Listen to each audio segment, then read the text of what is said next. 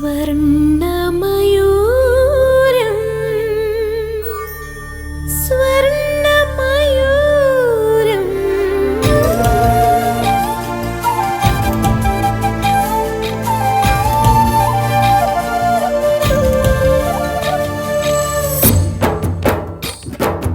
ആരാരോ തേടുന്നു അന്തിനിലാവൊളിയേ അമ്മാനം മാനത്തെ തേടുന്നു മുല്ലമുളങ്കുഴലിൽ പിന്നെയും ചാഞ്ചാടും ചെല്ലമഴത്തുള്ളിയേ കനവ് പോലെ പുതു കവിത പോലെ കടൽ പോലെ കാറ്റു പോലെ ഓർമ്മയിൽ ആരാരോ തേടുന്നു അന്തിനിലാവൊളിയേ അമ്മാനം മാനത്തെ അല്ലി മലർക്കിളിയേ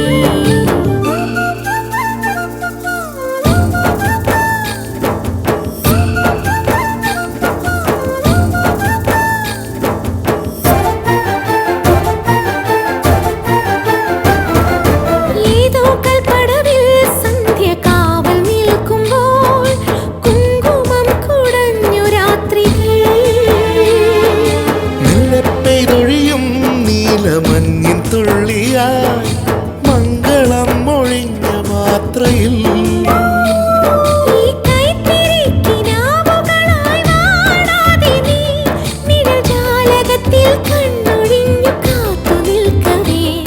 വസന്തകാലമാണൊരുത്സവം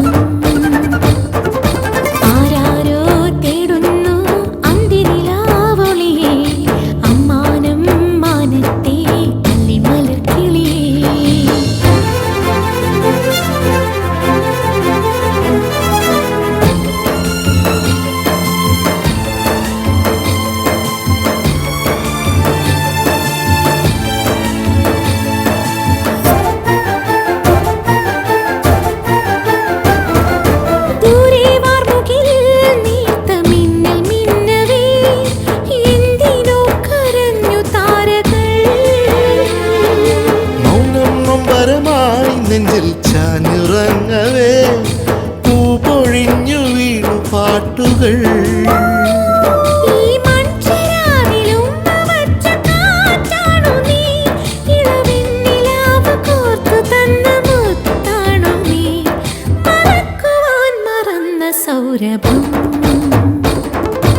ആരാരോ തേടുന്നു അന്തിനിലാവൊളിയേ അമ്മാനം മാനത്തെ അല്ലി മലർക്കിളിയേ കനവ് പോലെ പുതു കവിത പോലെ കടൽ പോലെ കാറ്റു പോലെ ഓർമ്മയിൽ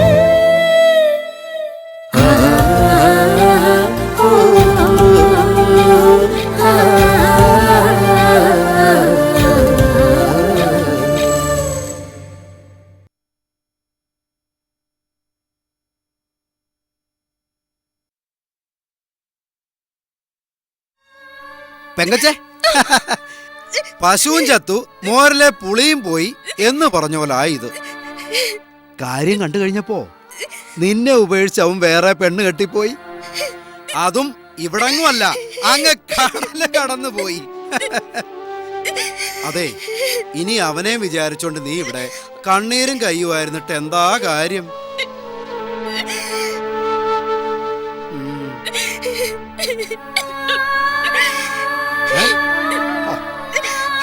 പേടിക്കണ്ട, എന്തായാലും കൊച്ചിനൊരു ഫാദർ വേണം. അത് ഞാൻ ഏറ്റോളാം.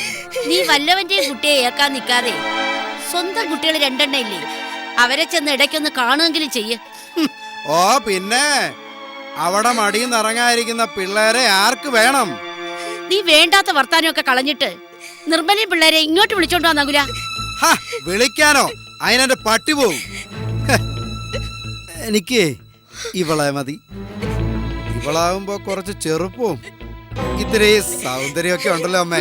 ആ ആശ നിന്റെ മനസ്സിലിരിക്കേ ഉള്ളൂ. നടക്കുന്ന കാര്യം വല്ലതും പറ നകുല. നീ നടക്കുന്ന കാര്യം തന്നെ തള്ളേ പറഞ്ഞത്. ഇനി ഇവള് വേറെ എവിടെ പോകാനാ? ഇല്ലേ ചക്കരെ?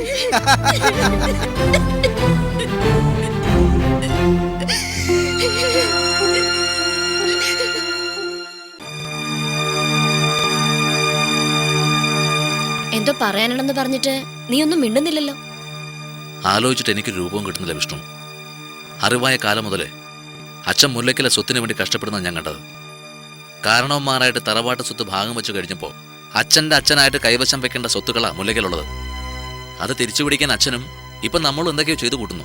അല്ലാതെ അതുകൊണ്ട് പ്രത്യേകിച്ച് എന്തെങ്കിലും ഗുണമുണ്ടാവുന്നുണ്ടോ? സ്വത്തിലും പണത്തിലും ഒന്നും എനിക്ക് ഒരുപാട് താല്പര്യമില്ല. എന്റെ മനസ്സിലെ സ്വത്ത് മുഴുവൻ രഘുവേട്ടനാ. മനസ്സിൽ ആ രൂപം അത്രയ്ക്ക് പ്രതിഷ്ഠിച്ചു പോയി ഞാൻ. നീ ഈ പറയുന്ന സ്നേഹവും ബന്ധമൊന്നും എന്റെ മനസ്സിലേക്ക് കയറില്ല. അച്ഛൻ പറഞ്ഞ് പഠിപ്പിച്ചു തന്ന കാശിന്റെ കണക്കുകളും പെരുക്കങ്ങളും മാത്രമേ എനിക്ക് അറിയൂ. രഘുപതി നിന്റേതായാൽ സ്വത്തിന്റെ ഒരു ഭാഗം നമ്മുടെ കൈകളിലേക്ക് വരുമല്ലോ എന്നാണ് ഞാൻ ചിന്തിച്ചത്. അതിനുവേണ്ടി തന്നെയാ ആ വിരല് പോലുള്ള പെൺകൊച്ചിനെ കെട്ടാമെന്ന് ഞാൻ തീരുമാനിച്ചത്.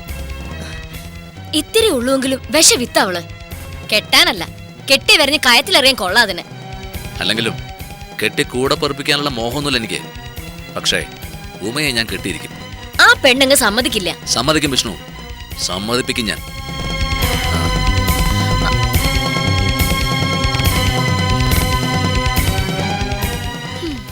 ഉന്മൂലനം ചെയ്യുക എന്ന് കേട്ടിട്ടുണ്ടോ നീയെ? കുടുംബത്തിന്റെ തായ്വേര് വരെ പിഴുതെടുത്ത് സകല ജീവനെയും മരണപ്പെടുത്തുക എന്ന് പറയും. മുല്ലയ്ക്കൽ തറവാടിനെ കുറിച്ച് ചിന്തിക്കുമ്പോൾ എന്റെ മനസ്സിൽ വരുന്നത് ഈ ഉന്മൂലനമാണ്.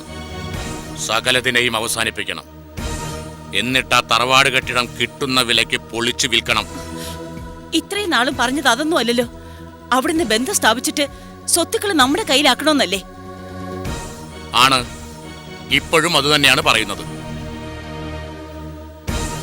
പക്ഷേ വിഷ്ണുവിനെ രഘുപതിക്ക് വേണ്ടി നേർച്ചക്കോഴിയെ പോലെ നേർന്നു വിട്ടിട്ടും ഒന്നും നടന്നില്ലല്ലോ. ഇനി കല്യാണം നടക്കുമെന്ന് പ്രതീക്ഷിക്കാനും പറ്റില്ല. പിന്നെയുള്ളത് രാജേന്ദ്രനാ. ഉദ്ദേശിച്ചത് അവന്റെ കാര്യത്തിലും നടന്നില്ലെങ്കിൽ പിന്നെ ഒറ്റ മാർഗമേ ഉള്ളൂ. ആഭിചാരം ചെയ്യും, ദുഷ്കർമ്മം ചെയ്യും.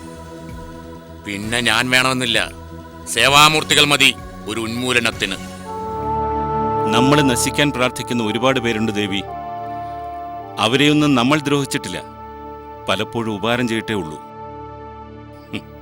അതിലേറ്റവും വലിയ ഉദാഹരണം ശേഖരമാമയ. സഹായിച്ചിട്ടുണ്ട് ഇവിടുന്ന് അല്ലേ? കുറച്ചൊന്നുമല്ല, അച്ഛൻ്റെ കാലത്ത് ഒരുപാട് സഹായിച്ചിട്ടുണ്ട് ദേവി. അർഹതയില്ലാതിരുന്നിട്ടും പ്രോപ്പർട്ടീസ് വരെ എഴുതി കൊടുത്തിട്ടുണ്ട്. പക്ഷേ ഇപ്പോഴും നമ്മുടെ സ്വത്തിലേക്ക് അവരുടെ കണ്ണ്. രഘുപതിയെ കൊണ്ട് വിഷ്ണുവിനെ കല്യാണം കഴിപ്പിക്കാൻ നിർബന്ധിക്കുന്നതും അതുകൊണ്ടാ, അല്ലാതെ രഘുപതിയോടുള്ള താല്പര്യം കൊണ്ടൊന്നുമല്ല. അവരുടെ താല്പര്യങ്ങളൊന്നും നടക്കാൻ പോകുന്നില്ല ദേവി. സച്ചു ഇഷ്ടപ്പെടുന്ന പെൺകുട്ടിയെ ചെന്ന് കണ്ട് ആ കല്യാണം തീരുമാനിക്കണം നമുക്ക്. പിന്നെ ഉമയുടെ കാര്യമല്ലേ ഉള്ളൂ. അതുകൂടി കഴിഞ്ഞാൽ പിന്നെ ആരെ പേടിക്കണം നമുക്ക്? അല്ലെങ്കിലും നമ്മൾ ആർക്കും ദ്രോഹം ചെയ്യുന്നില്ലല്ലോ. ഈശ്വരാനുഗ്രഹം ഉണ്ടാവും നമ്മുടെ കൂടെ.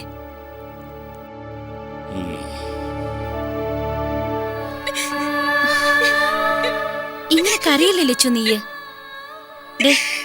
കൊറേ കരഞ്ഞതുകൊണ്ട് പ്രത്യേകിച്ച് എന്തെങ്കിലും പ്രയോജനം ഉണ്ടാവോ? ഞാൻ പിന്നെ എന്താ കൃഷ്ണേച്ചി വേണ്ടത്? ആകെ ഒരു പ്രതീക്ഷ, എന്റെ റാം അന്വേഷിച്ചു വരുമെന്നായിരുന്നു. ഇനി അങ്ങനൊന്നും പ്രതീക്ഷിക്കാനില്ലല്ലോ. അങ്ങനെ നിരാശപ്പെടണ്ട. നിന്നോടുള്ള ആഗ്രഹം നടക്കാനായിട്ട് നകുലൻ നുണ പറഞ്ഞതായിക്കൂടെ ലച്ചു? ഏയ്, നുണയൊന്നുമല്ല മോളെ. കല്യാണ ഫോട്ടോയാ അവൻ കൊണ്ട് കാണിച്ചത്. ചിറ്റെ, ഇക്കാലത്ത് കൂട്ടി യോജിപ്പിച്ചൊരു ഫോട്ടോ ഉണ്ടാക്കാനാണോ പാട്? ഏത് തരത്തിലും ഏത് രൂപത്തിലും ഫേക്കായിട്ട് ചിത്രങ്ങൾ ഉണ്ടാക്കാൻ പറ്റും കമ്പ്യൂട്ടറില്. നീ എന്താടി കൊച്ചായി പറയുന്നേ? കമ്പ്യൂട്ടറിൽ ചിത്രങ്ങൾ ഉണ്ടാക്കിയെടുത്ത് ഇവളെ വിശ്വസിപ്പിച്ചിട്ട് കൂടെ താമസിപ്പിക്കേണ്ട ഗതികേടൊന്നുമില്ല എനിക്ക്. അല്ലെങ്കിലും കുറച്ചു കാലം കാത്തിരുന്ന് മടുക്കുമ്പോ ഇവളെന്റെ കാൽ ചുവട്ടി വന്നു കിടന്ന കെഞ്ചും. അതിനുള്ള പണിയൊക്കെ എന്റെ കയ്യിലുണ്ട്. നിങ്ങൾക്ക് എങ്ങനെ അറിയാം ഈ രാമന്റെ കല്യാണം കഴിഞ്ഞൊന്ന്? കല്യാണം കഴിഞ്ഞെന്ന് മാത്രമല്ല, ആളിപ്പോ സ്വിറ്റ്സർലൻഡില്ല. ഇവളിവിടെ ഇരുന്ന് മഷിയിട്ട് നോക്കിയാ കാണില്ല. ഇത്ര കൃത്യമായിട്ട് അറിയെങ്കിൽ പറയേ. എന്താ അയാളുടെ ശരിക്കുള്ള പേര്? എവിടെയാളുടെ സ്ഥലം? അതൊന്നും എനിക്കറിയില്ല. ഞാനൊന്നും ചോദിക്കാനും പോയില്ല. എന്നോടിതൊക്കെ പറഞ്ഞതും ഫോട്ടോ കാണിച്ചു തന്നതും തുളസീധരന്. അന്ന് രാത്രി ഇവിടെ കയറി വന്ന് എന്നെ വെല്ലുവിളിച്ചിട്ട് പോയില്ലേ ഒരുത്തൻ. അവന്റെ കൂടെ വന്ന തുളസീധരൻ ചെന്ന് ചോദിക്കവനോട്, അവൻ പറഞ്ഞു തരും സത്യങ്ങള്. സത്യ കൃഷ്ണച്ചി, അയാൾ പറഞ്ഞെങ്കിൽ അത് സത്യം തന്നെയായിരിക്കും. നമ്മുടെ സോഫിയുടെ വീട്ടിൽ പണ്ടുണ്ടായിരുന്നതാ. എനിക്കറിയാം, സോഫി പറഞ്ഞിട്ടുണ്ട് എന്നോട്. അയാൾ ഒരു പാവ. ആ സംസാരം കേട്ടാൽ അറിയാം. നകുലേട്ടൻ അറിഞ്ഞതൊക്കെ സത്യമായിരിക്കും.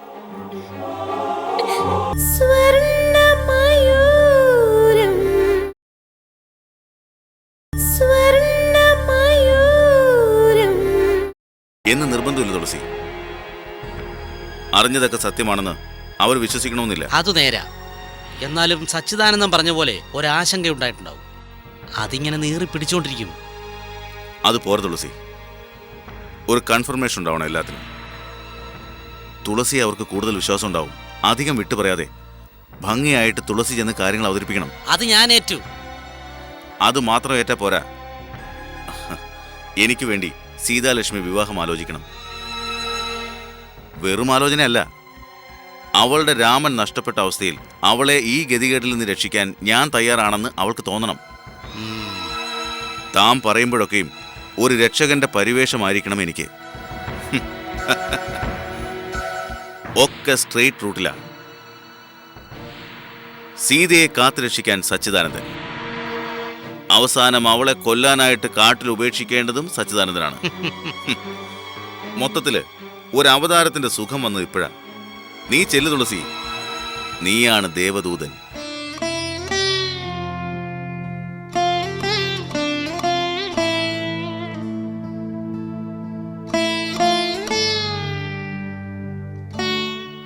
നീ എന്താ തീരുമാനിച്ചത്? തീരുമാനമൊക്കെ ഞാൻ പറഞ്ഞല്ലോ ചിറ്റെ. ഒരു മാറ്റവും ഇല്ലേ അതിന്? ചിറ്റ എന്താ ഈ പറയണേ? ഒരാളുടെ കുഞ്ഞിനെ വയറ്റിലിട്ടുകൊണ്ട് മറ്റൊരാളുടെ ഭാര്യയായി അങ്ങനെ ജീവിക്കണ്ട എനിക്ക്. പിന്നെ എങ്ങനെ ജീവിക്കാനാ നിന്റെ ഉദ്ദേശം? ജീവിതകാലം മുഴുവൻ ഒറ്റയ്ക്ക് എങ്ങനെ കഴിയാനാ? നാളെ നിന്റെ കുട്ടി അച്ഛനെ കുറിച്ച് ചോദിച്ചാൽ എന്തു പറയും നീ? കുഞ്ഞു ചോദിക്കുന്നത് പോട്ടെ, നാട്ടുകാർ ചോദിക്കില്ലേ?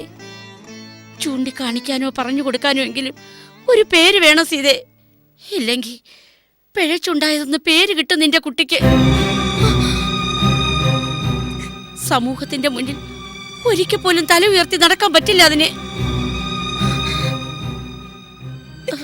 നീ ഒന്നുകൂടി ആലോചിക്ക്. നിന്റെ ജീവിതം കാര്യമാക്കണ്ട. പക്ഷേ കുഞ്ഞിന്റെ ജീവിതത്തെക്കുറിച്ച് ചിന്തിക്കണം.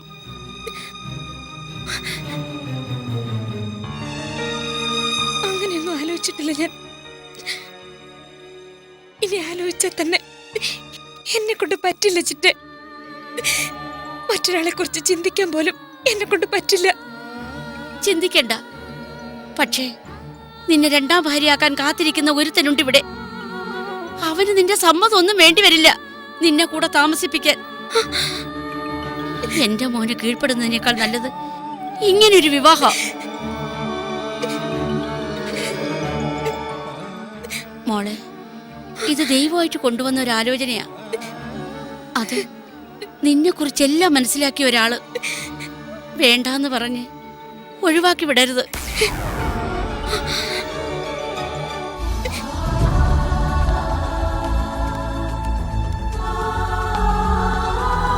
I am Kurian Fernandez. Hello. I am Sudhakar, Sharma Sudhakar. Hi. Hello. Nice to meet you. I am Kurian Fernandez. Vishnupriya. മാഡത്തിന്റെ സ്റ്റിൽസ് എല്ലാം ഞാൻ കണ്ടിരുന്നു. Fantastic. I think you have a good future. ശരിക്കും മൾട്ടിനാഷണൽ കമ്പനികളുടെ മോഡൽ ആവേണ്ടതാണ് madam. Thanks. It's a compliment. No, ഞാൻ കാര്യമായിട്ട് പറഞ്ഞതാണ്. എനിക്ക് ശരിക്കും ഇഷ്ടപ്പെട്ടു. ബട്ട് നമ്മൾ കൊളാബറേറ്റ് ചെയ്തിരിക്കുകയാണ് വേൾഡ് വൈഡുമായിട്ട്. From Washington DC. അവരൊരു സജഷൻ പറഞ്ഞു, ഇത്രയ്ക്ക് മോഡേൺ ആകാതെ കുറച്ചുകൂടി കേരളീയത നിലനിൽക്കുന്ന ഒരു ഫിഗർ കിട്ടിയിരുന്നെങ്കിൽ നന്നായിരുന്നുവെന്ന്. ഡോണ്ട് വറി സർ, നമുക്ക് അങ്ങനെ ചേഞ്ച് ചെയ്യാം. അതൊരു സജഷൻ മാത്രമാണ് മിസ്റ്റർ സുധാകർ. മാഡത്തെ അവർക്ക് ഇഷ്ടമായി. കുറച്ചുകൂടി ബെറ്റർ ഏതെങ്കിലും ഉണ്ടോ എന്ന് ചോദിക്കുന്നു. പച്ച മലയാളത്തിൽ പറഞ്ഞാൽ നഗരവും ഗ്രാമവും മിക്സ് ചെയ്തൊരു മുഖം.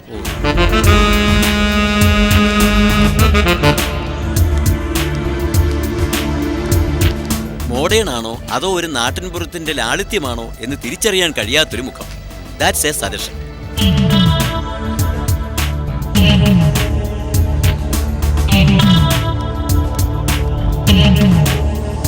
സുധാകർ, ഇന്ന് ഫിനിഷ് ചെയ്യില്ലേ? Yes madam. നിങ്ങളുടെ ഡിസൈൻസ് വളരെ വീക്കാണ്. പിക്ചറിന്റെ സൈസുമായിട്ട് ക്യാപ്ഷന്റെ വലിപ്പം മാച്ച് ചെയ്യുന്നില്ല. കുറച്ചുകൂടി കോൺസെൻട്രേറ്റ് ചെയ്യാൻ പറയണം.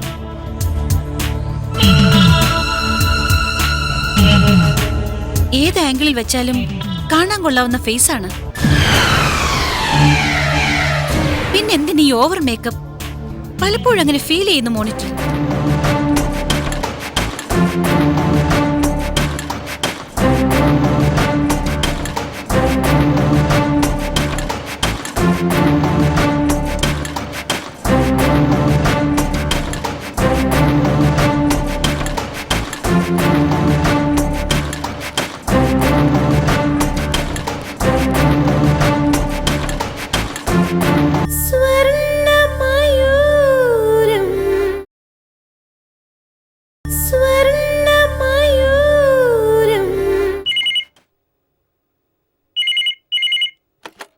ഹലോ, ആ ഞാനാ വേണി.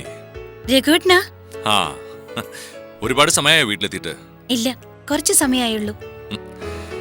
നീ ഏതോ പരസ്യ കമ്പനിയിൽ മോഡലാവാൻ പോകുന്നു പറയുന്നത് കേട്ടു, ശരിയാണോ?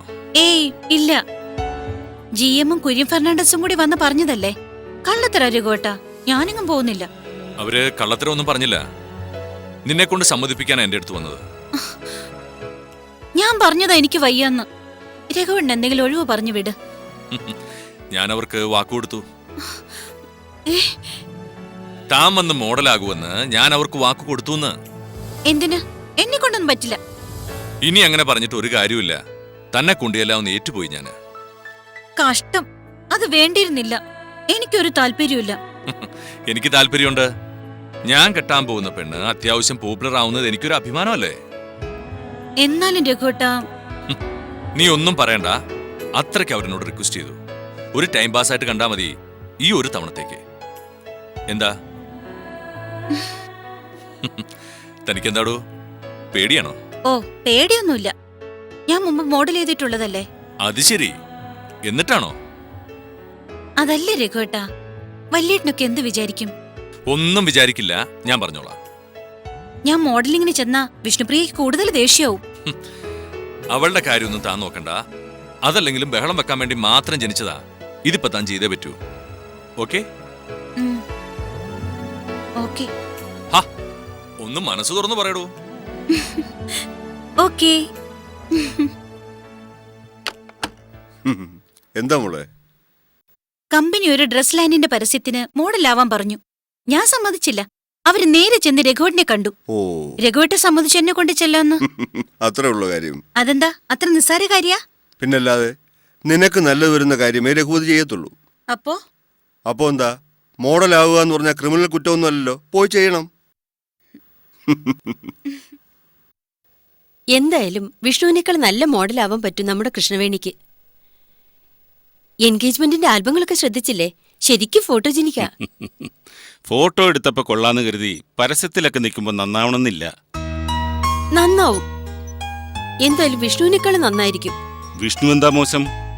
ഇഷ്ടമില്ലെന്ന് കരുതി നീ വെറുതെ കുറ്റം പറയല്ലേ? ഞാൻ കുറ്റം പറഞ്ഞൊന്നുമല്ല. വേണിയുടെ മുഖത്തിന് ഇത്തിരി ഐശ്വര്യം കൂടുതലാ. സ്വാമി അവളുടെ കണ്ണൊക്കെ ശ്രദ്ധിച്ചില്ലേ? ആകർഷിക്കും. ആര് കണ്ടാലും ഇഷ്ടപ്പെടും. അതുപോലാണോ വിഷ്ണുപ്രിയ? അഹങ്കാരം മാത്രമേ ഉള്ളൂ മുഖത്ത്. എന്താ? പെണ്ണെത്രയായാലും പെണ്ണ് തന്നെ ആ സ്വഭാവം കാണിക്കും. എന്ത് സ്വഭാവം? അസൂയ, കുശുമ്പ്. ഇപ്പൊ നീ പറഞ്ഞതൊക്കെ അതാ. ആയിക്കോട്ടെ, എന്റെ രഘുപതിയുടെ പെണ്ണിനോട് ഇത്തിരി സ്നേഹം കൂടുതലുണ്ടാവും എനിക്ക്. നിക്ക്, പിണങ്ങി പോവാതെ. ഇവിടെ നിന്ന് കിന്നാരം പറഞ്ഞാ പോരെ എനിക്ക്. ഉമ്മ ഇപ്പൊ വരും. ചായ എടുത്തു വെക്കട്ടെ.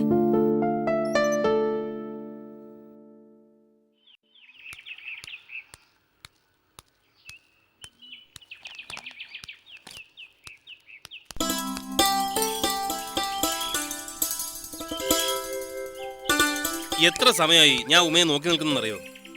എന്തിന്? ദേ എനിക്ക് ഇഷ്ടമല്ല കേട്ടോ എന്റെ പുറകെ ഇങ്ങനെ നടക്കുന്നത്. എന്നാ ഉമ്മ ഒരു കാര്യം ചെയ്യ്, കുറച്ച് പതിയെ നടക്ക്, ഞാൻ മുന്നിൽ കയറി നടന്നോളാം. ദേ ശരത്തെ, എനിക്ക് ദേഷ്യം വരുന്നുണ്ട് കേട്ടോ. ഇങ്ങനെ ശല്യം ചെയ്തതെന്ന് പല പ്രാവശ്യം പറഞ്ഞിട്ടുണ്ട് ഞാൻ. ശല്യം ചെയ്യല്ലോ, ഇഷ്ടപ്പെടുന്ന ഒരു ശല്യമാണോ? അതെ, ഏട്ടന്മാരാരെങ്കിലും ഇപ്പൊ ഇങ്ങോട്ട് കണ്ടോണ്ട് വരണം. നിലത്തൊന്ന് പൊങ്ങാത്ത പെങ്കൊച്ച അതിന്റെ കയ്യിലിരിപ്പ് ഇതാണെന്ന് വിചാരിക്കില്ലേ? അപ്പൊ ഏട്ടന്മാര് വിചാരിക്കുന്നുള്ള കുഴപ്പമേ ഉള്ളൂ, അല്ലാതെ ഉമ്മക്ക് ഇഷ്ടക്കേടൊന്നുമില്ല. ഉണ്ട്. ഇയാളൊന്ന് പോയേ. ലോകത്ത് എന്തോരം പെണ്ണുങ്ങളുണ്ട്, അതിൽ ഈ കുരുട്ടടയ്ക്ക പോലെ ഇരിക്കുന്ന എന്നെ മാത്രമേ കിട്ടിയുള്ളൂ. ഇത് എന്തൊരു കഷ്ടമായത്.